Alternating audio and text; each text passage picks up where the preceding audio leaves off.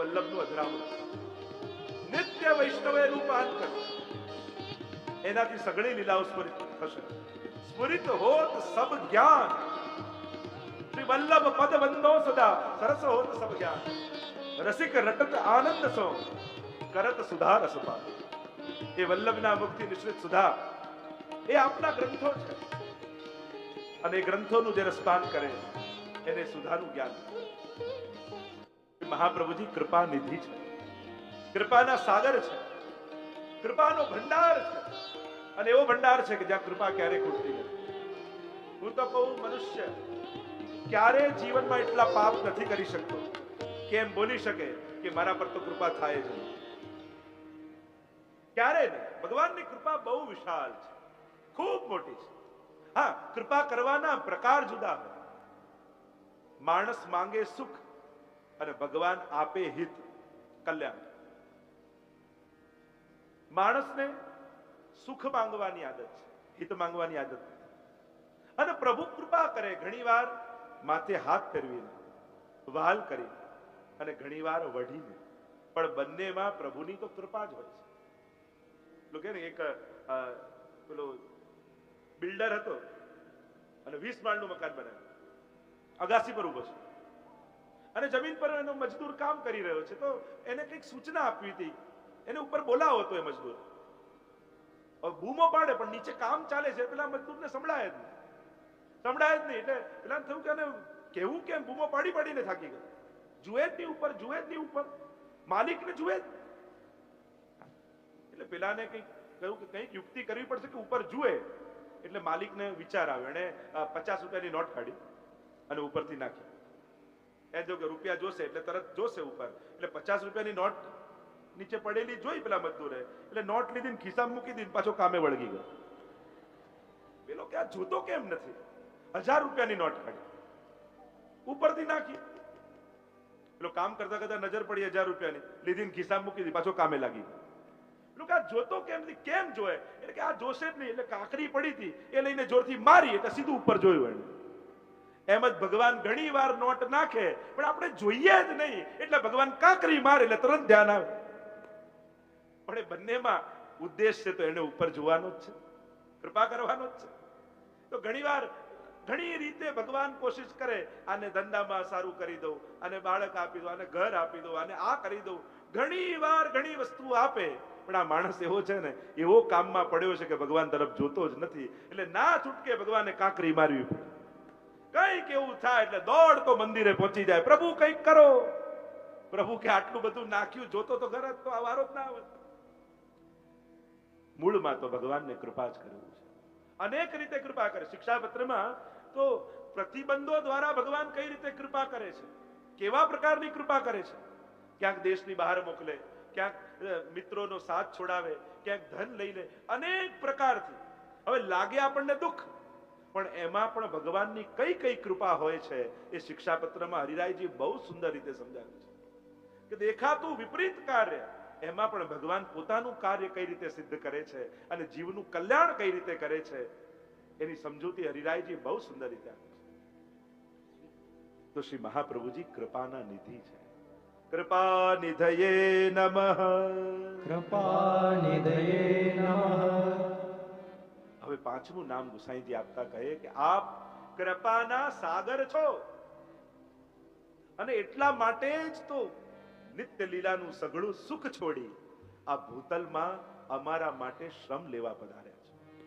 અને એ નામનું સ્મરણ કરતા ઉચ્ચારણ કર્યું, દૈવોદ્ધાર પ્રયતાત્મને નમઃ, દૈવોદ્ધાર પ્રયત્નાત્મને નમઃ, દૈવોદ્ધાર પ્રયતાત્મને નમઃ, દૈવોદ્ધાર પ્રયત્નાત્મને નમઃ, દૈવોદ્ધાર પ્રયતાત્મને નમઃ, દૈવોદ્ધાર પ્રયત્નાત્મને નમઃ. દૈવી જીવોના ઉદ્ધાર માટે સતત પ્રયત્નશીલ અંતઃકરણ વાળા શ્રી મહાપ્રભુજી છે. સતત પ્રયત્નશીલ આત્મવાળા. વિચાર તો કરો, શ્રી વલ્લભ ભૂતલ પર પધાર્યા અને કોઈ બહુ મોટી આયુ નહીં, એ 11 વર્ષની આયુ મહાપ્રભુજી પૃથ્વી પ્રદક્ષિણા કરી રહ્યા છે.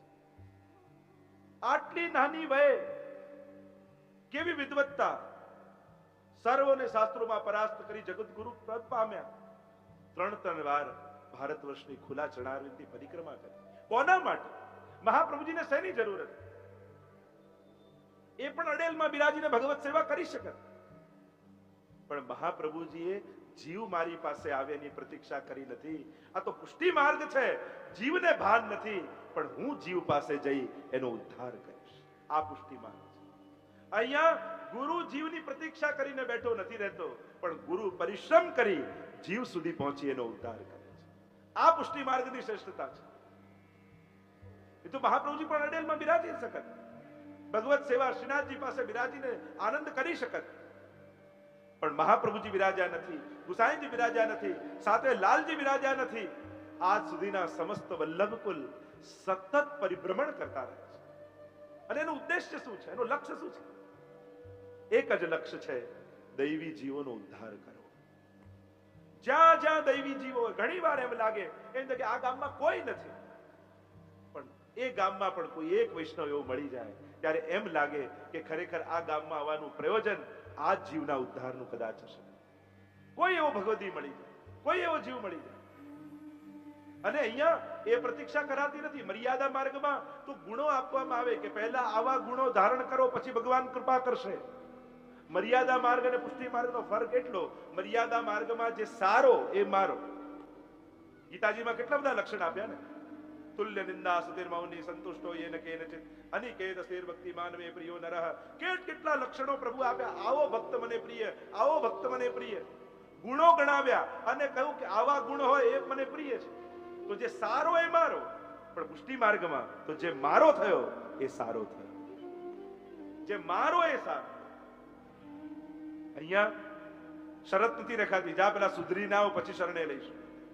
અહીંયા તો શરણ આયે સોહી તારે, જે જન શરણ આયે સોહી તારે, जितनी रवि छाया की कणिका इतने दोष हमारे. અહીંયા તો અનેક દોષોથી ભરાયેલો જીવ છે. રવિના જેટલા, સૂરજના જેટલા કિરણો હોય એટલા દોષો અમારી અંદર છે, પર શરણે આવ્યા એટલે ગુસાઈજી તારશે, મહાપ્રભુજી તારશે. તમે વાર્તા સાહિત્યમાં જુઓ કેવા કેવા પ્રકારના જીવો છે. લોભી જીવોની વાત છે, ક્રોધી જીવોની વાત છે, કામી જીવોની વાત છે, દ્વેષી જીવોની વાત છે, કેવા કેવા જીવોની વાત છે. 252 માં તો જુઓ ચોરની પણ વાત છે. ગુસાઈજીનો સેવક થયો ને, ચોર હતો.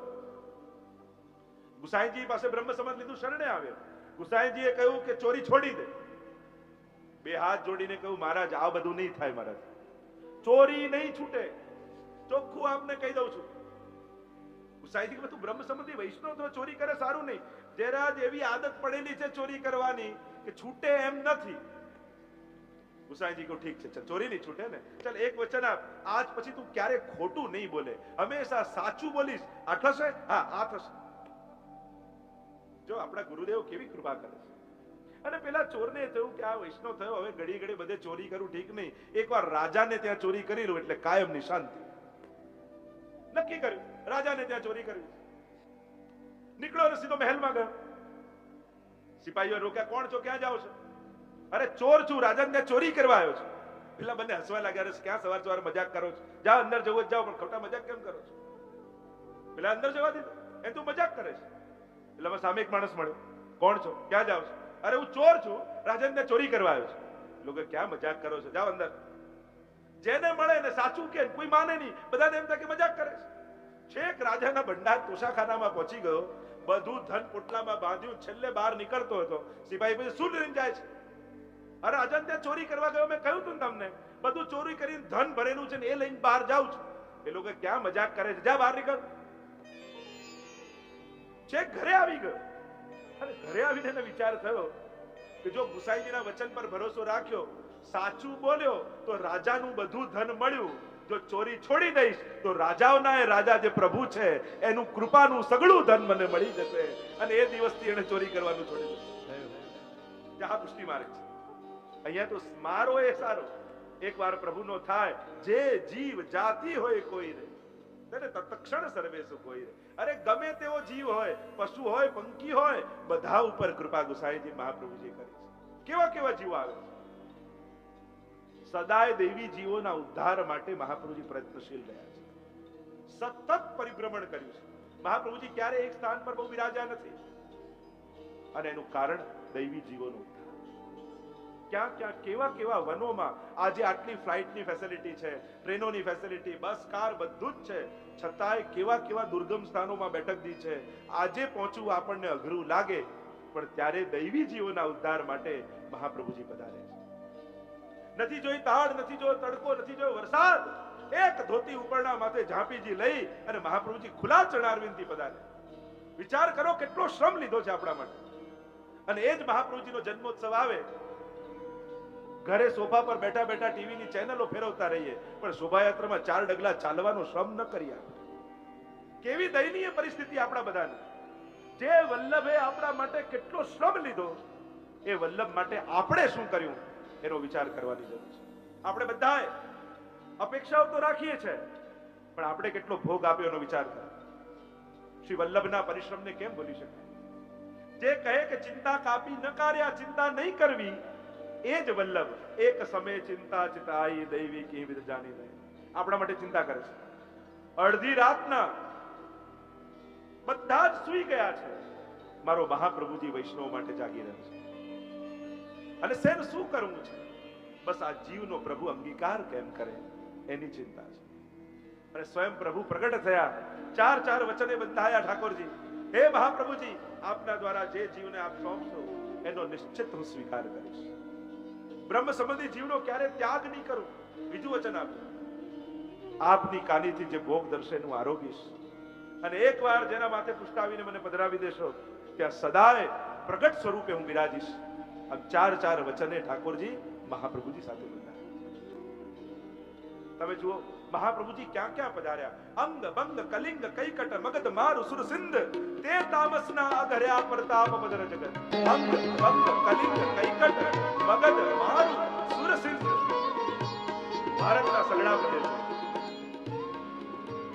વરહા ભગવાને પૃથ્વીનો ઉદ્ધાર કર્યો, દાળમાં બસાવીને લઈ ગયા, પણ પૃથ્વી છે ને સ્ત્રી રૂપ છે, સ્ત્રીલિંગ છે. અરે સ્ત્રીને સુંદરતા ગમે, આવું વરહા જેવું રૂપ ન ગમે. જો 24 અવતાર કાલે મેં વાત કરી ને, શ્રી હરિરાય મહાપ્રભુજી 24 અવતારો સાથે મહાપ્રભુજીની સમાનતા કરી છે કે ભગવાને 24 અવતાર લઈને જે કાર્યો કર્યા એ જ કાર્યો મહાપ્રભુજીએ શ્રી વલ્લભ રૂપે પધારીને કર્યા. તો એમાં એક વરહા ભગવાનનો અવતાર લીધો, પૃથ્વીનો ઉદ્ધાર કર્યો.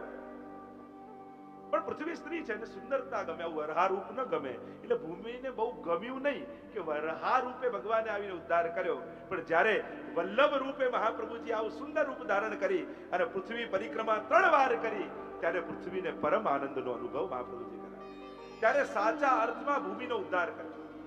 કારણ કે ભૂમિને દુઃખ શેના વાતનું છે? માણસોની વસ્તી વધે એમાં ભૂમિને ભાર નથી લાગતો, પણ માણસોના પાપ વધે ને ત્યારે ભૂમિને ભાર લાગે છે. અને એટલા માટે જ્યારે ભૂમિને ભાર લાગ્યો અને ક્ષીરસાગર પર જઈને પ્રભુને પુકાર કર્યો, અને શ્રી વલ્લભ રૂપે પ્રભુ પધાર્યા અને ભૂમિના ભારને મહાપ્રભુજીએ જે માયાવાદનો એક અંધકાર વ્યાપેલો હતો, જે દંભનો અંધકાર વ્યાપેલો હતો, જે પાપી લોકો પાપમાં રત પડ્યા હતા. કારણ કે પાપી પાપ કરે તો સમજાય, પણ દૈવી જીવો ને પુણ્યશાળી જીવો પણ જ્યારે ભાન ભૂલ્યા ને પાપમાં રત થયા, ત્યારે મહાપ્રભુજીએ એ દૈવી જીવોને મૂળ સ્વરૂપનું જ્ઞાન કરાવી ભગવત સેવામાં જોડ્યા, ત્યારે ભૂમિનો ભાર હરાયો અને પ્રસન્નતા વ્યાપી. કેટલો શ્રમ શ્રી વલ્લભ. અરે ઘણા તો એવા દિવસો આવતા, એ દિવસે ભોજન કરવા માટે પણ કઈ ન હોય, એવા દિવસો મહાપ્રભુજીએ પૃથ્વી પ્રદક્ષિણા કરતા કરતા કાઢ્યા છે. તમને ઇતિહાસ ક્યાં તમે વાંચ્યો છે? વલ્લભના શ્રમને તમે ક્યાં જાણ્યો છે? આપણને તો બધું તૈયાર મળ્યું, બધી વ્યવસ્થા મળી, પ્રભુ સરળતાથી મળી જાય, બ્રહ્મ સંબંધ તુરંત મળી જાય. આપણે તો ક્યાં મહત્તાને જાણી છે? કેવા દિવસો શ્રી મહાપ્રભુજીએ કાઢ્યા છે. એ નાના 11 વર્ષની આયુ હોય અને મહાપ્રભુજી જ્યારે પૃથ્વી પ્રદક્ષિણા કરવા નીકળ્યા હોય, 2 ટંક ભોજન માટેની પણ વ્યવસ્થા ન હોય, અને વિચાર કરે વૈષ્ણવ સાથે કે કરવું શું. અને ત્યારે કહ્યું ને, સોનાની કટોરી, કહ્યું કે આને કાઢો અને ઠાકોરજી માટે સામગ્રી લઈ આવો. પણ પ્રભુની છે એટલે આપણે લોકો તો એનું ગ્રહણ નહીં કરીએ. આપણે તો ભૂખ્યા રહીને દિવસો કાઢીશું અને જે ઠાકોરજીનો પ્રસાદ હોય એ ગાયોને ખવડાવી દઈશું. વિચાર કરો, વિપરીતતામાં પણ ધર્મને જીવતા જીવતા દૈવી જીવોના ઉદ્ધાર માટે આ શ્રમ લીધો છે. ઘણીવાર આમ વિચાર કરીએ ને આપણને તો આમ થઈ જાય કે આપણે શું કરી શક્યા છે મહાપ્રભુજી માટે? કઈ જ નહીં. અરે 84 બેઠકોને પણ ઠીક નથી કરી શક્યા આપણે.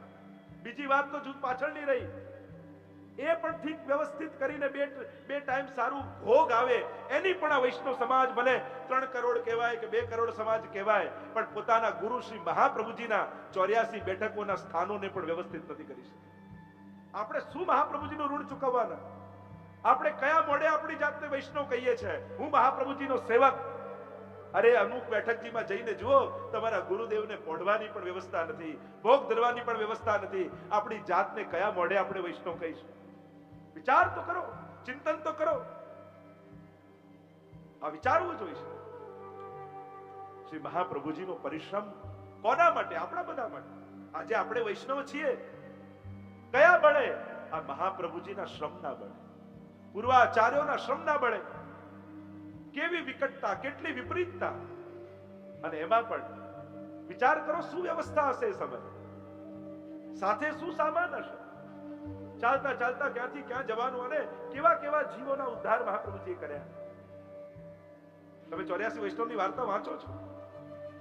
રાજા મહારાજાઓ શરણે આવ્યા, રાજકાજે જોડિયા ઊંચા અવચ નર નાર. અને સાધારણ એવા જીવો, મજૂરી કરતા, ખેતી કરતા, વડીલ માજીઓ હોય, પણ એક દૈવી જીવ પણ જો ગામમાં હોય તો મહાપ્રભુજી ત્યાં સુધી પધાર્યા છે. આજ આપણે તમારે અમારા આચાર્ય પક્ષે, બંને પક્ષે વિચારવાનું છે. શું અમે આચાર્ય કુળમાં એ મહાપ્રભુજીના પરિશ્રમને જોઈ શું પુરુષાર્થ કરીએ છીએ? ચિંતન અમારે પણ કરવું જોઈએ અને તમારે પણ કરવું જોઈએ. આજે અમે લોકો પણ અમારા નાના નાના બાળકોને ઘરે મૂકી વિશ્વભરમાં પરિભ્રમણ કરતા હોઈએ. શેના માટે? કારણ કે જાણીએ છીએ અમે કે અમે એક જવાબદારી લઈને વલ્લભ કુળમાં જન્મ લીધો છે. અમે કઈ સંસારની મોજ મજા કરવા માટે દુનિયામાં નથી આવ્યા. એ વાતનું જ્ઞાન મહાપ્રભુજી અમને આપ્યું છે કે મહાપ્રભુજીએ જવાબદારી સાથે વલ્લભ કુળમાં જન્મ આપ્યો છે કે તમારો જન્મ દૈવી જીવોના ઉદ્ધાર માટે થયો છે, ઘરમાં બેઠા રહેવા માટે નથી. અને એટલા માટે અમારા બાળકો ભલે રડતા રહે, પણ તમારા બાળકો હસે અને ભક્તિમાં જોડાય, એના માટેનો આ પુરુષાર્થ યજ્ઞ છે. આજે વિશ્વભરમાં 365 દિવસ આ પુરુષાર્થ યજ્ઞ ચાલી રહ્યો છે. કારણ શ્રી વલ્લભના શ્રમને જોઈએ. અને જ્યારે આ કાર્ય થાય ને 4 વૈષ્ણવ પણ ભગવત સેવા કરતા થાય ને, ત્યારે અમને એમ લાગે જાણે મહાપ્રભુજી સાથે 4 ડગલા ચાલવાનું સુખ અમને મળ્યું છે. શ્રી વલ્લભ તો પધારી રહ્યા છે, પણ એમના પગલે ડગલે પગલે 4 ડગલા અમે પણ ચાલ્યા, એવો આનંદ અમને થાય. આ જવાબદારી દૈવી જીવોના ઉદ્ધાર માટે આજે પણ વલ્લભ પોતાના વંશ રૂપે એ પ્રયત્નશીલ જ છે. પ્રયત્નાત્મા છે મહાપ્રભુ. આજે પણ એમના ગ્રંથો રૂપે મહાપ્રભુજી અનેક જીવોનું કલ્યાણ કરી રહ્યા છે. આજે પણ બેઠકજી રૂપે મહાપ્રભુજી અનેક જીવો પર કૃપા કરી રહ્યા છે. આજે પણ એમના હસ્તાક્ષર રૂપે, પાદુકાજી રૂપે મહાપ્રભુજી અનેક દૈવી જીવો પર કૃપા કરી રહ્યા છે. સતત પ્રયત્નશીલ મહાપ્રભુજી છે. શું આજે વલ્લભ ભૂતલ પર નથી? છે. અનેક રૂપે આજે પણ દૈવી જીવો માટે પ્રયત્નશીલ છે. આ પરિક્રમા છે. ગુસાઈ જયારે પરદેશ પધાર્યા ને, ત્યારે પરદેશ પધારતા તો સૌથી પહેલા ગુસાઈજી પરદેશ કરતા ત્યારે ભોજનનો ત્યાગ કરી થાય. મારા નવનીત લાલને શું ભોગ આવ્યો છે? મારાથી કેમ ભોજન થાય? કેવલ દૂધ પીને દિવસ ગાળતા. આવી તત્પર. અને એકવાર પરદેશ કરવા પધાર્યા, અને જ્યારે પધારતા ત્યારે આગ્રામાં સૌથી પહેલા બિરબલને ત્યાં મુકામ રહેતો. બિરબલ ગુસાઈજીનો સેવક હતો, પણ જ્યારે મુકામ કર્યો ત્યારે આ બિરબલને થયું કે ગુસાઈજીને શેની જરૂર છે? કેમ આ પરદેશ કરવા પધારે છે? એમને ધન જોઈએ છે તો હું બધું આપી દઈશ. આવું કોઈ વૈષ્ણવ જોડે વાત કરતા ગુસાઈજીએ સાંભળી લીધું. અને ગુસાઈજીએ કહ્યું, અરે મૂર્ખ, અમે કે આના માટે જઈએ છે? અમે તો દૈવી જીવોના ઉદ્ધાર માટે જઈએ છે. એટલું ગુસાઈજી બોલ્યા કે બિરબલ ભલો વૈષ્ણવ હતો, પર અબ હમારે કામ કો નહીં રહ્યો. એને અમારામાં લૌકિક બુદ્ધિ આવી એટલે હવે અમારા કામનો નથી રહ્યો. અને ત્યારથી બિરબલનો ત્યાગ કર્યો. અને પછી બિરબલ અકબર બાદશાહે સ્થાપેલો દિને ઇલાહી ધર્મ સ્વીકાર્યો અને પછી બહિર્મુખ થયો. એ તો પહેલા ગુસાઈજીના સેવક હતા, પણ સંશય થયો કે આમે તો દૈવી જીવોના ઉદ્ધાર માટે શ્રમ કરીએ છીએ. અને અનેક અનેક વાર્તા પ્રસંગોમાં તમે જુઓ 252 ની વાર્તાઓ જુઓ, કેવા કેવા જીવો પર કેવી કેવી કૃપા ગુસાઈજી કરી. એક માજીને નામ નિવેદન કરાવું છું, મને કંઠી આપ. ગુસાઈજી એક બોલ શ્રી કૃષ્ણ શરણમ મમ, અને પેલાથી કૃષ્ણ શબ્દ નીકળે જ નહીં. 2-3 વાર કર્યું પણ પેલાથી બોલાય જ નહીં. એટલે ગુસાઈજી કહો તને મારું નામ આવડે છે? હા, 3 વાર મારું નામ બોલી જા, બોલીને કંઠી ધરાવી દે. આવા કૃપાળુ ગુસાઈજી છે. એમના કૃપાની ગાથા ક્યાં ગાય, કેટલી ગાઈ શકાય, અનંત ગુણગાન છે. તો આમ શ્રી વલ્લભ દૈવોદ્ધાર પ્રયત્નાત્મા છે. દૈવી જીવોના ઉદ્ધાર માટે સતત પ્રયત્નશીલ રહે છે. આપનો જે માર્ગ પ્રગટ કર્યો, જે પ્રથા, જે પ્રણાલિકાઓ બતાવી, શેના માટે? માર્ગ રીત દિખાઈ પ્રગટ વે, માર્ગ રીત દિખાઈ. આપ તો ભૂતલ પર પધાર્યા પોતાના માર્ગની રીત બતાવવા, પ્રીત બતાવવા, અને શેના માટે? દૈવી જીવોના ઉદ્ધાર કરવા માટે. જે રીત ગોપીજનોની હતી, યશોદાજીની હતી, વ્રજભક્તોની હતી, એ દૈવી જીવોના ઉદ્ધાર માટે મહાપ્રભુજી આપી. આપ સેવા કરી શીખવે શ્રી હરિ, ભક્તિ પક્ષ વૈભવ સૂત્ર લખી. આમ ગુસાઈજી અને મહાપ્રભુજીએ એ સેવા રીત કરી અને પ્રગટાવી દૈવી જીવોના ઉદ્ધારનો માર્ગ પ્રશસ્ત કર્યો છે. અને એટલા માટે ગુસાઈજી આપને દૈવોદ્ધાર પ્રયત્નાત્મા, આ દૈવી જીવોના ઉદ્ધાર આ સ્વરૂપને વંદન કરીએ કે જે સ્વરૂપે શ્રી વલ્લભ સતત આપણા બધાના ઉદ્ધાર માટેના પ્રયત્નશીલ છે.